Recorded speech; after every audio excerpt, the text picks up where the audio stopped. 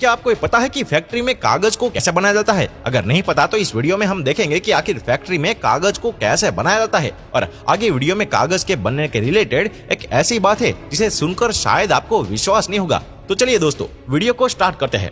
दोस्तों इतना तो आपको पता ही होगा कि कागज पेड़ की लकड़ियों से बनते हैं। इनमें से मुख्य रूप से कागज बर्च, पॉपुलर, बीच, यूकलिप्टुस जैसे पेड़ों से बनाए जाते हैं क्योंकि इनकी लकड़ियों में रेशे की मात्रा ज्यादा पाई जाती है। अब इन पेड़ों को काटकर ट्रांसपोर्टेशन के जरिए फैक्ट्री में भेज दिया जाता है। अब इन लकड़ियों के ऊपर से यह मशीन के द्वारा ऊपरी छाल को निकालने का प्रोसेस किया जाता है। इनके बाद इन लकड़ियों को ग्राइंड करके बहुत ही छोटे छोटे टुकड़े में काट दिया जाता है। अब इन लकड़ी के टुकड़ों को डाइजेस्टर टैंक में कन्वेयर बेल्ट के जरिए भेज दिया जाता है, जहां इन लकड़ियों के महीन टुकड़ों को एसिटिक सॉल्यूशन के साथ उबालने का प्रोसेस किया जाता है और उबालने के कारण लकड़ी के लिग्नेन और वुडन फाइबर दोनों अलग हो जाते हैं। दोस्तों लिग्नेन एक सबस्ट्रेट होता है जो लकड़ी को कठोर बनाए रखता है। अब इस वुड फाइबर को पानी में अच्छे से साफ करते हैं, जिसके कारण बचा हुआ एसिटिक सॉल्यूशन भी रिमूव हो जाता है। फिर भी यह वुड फाइबर पेपर बनाने लायक नहीं होता है। इसमें क्लोरीन फ्री ब्लीचिंग, पेरोक्साइड और ऑक्सीजन का यूज करके करते हैं, जिसके कारण यह वुड फाइबर पूरा साफ और पेपर बनाने के लायक हो जाता है।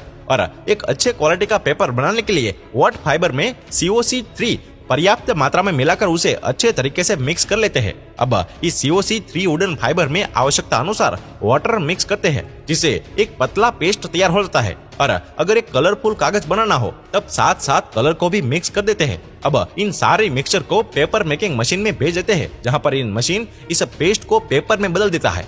अब दोस्तों इस मशीन में लाइन में बहुत सारे रोलर लगे हुए होते हैं, जिसमें प्रेशर के साथ इस पेस्ट को भेज दिया जाता है।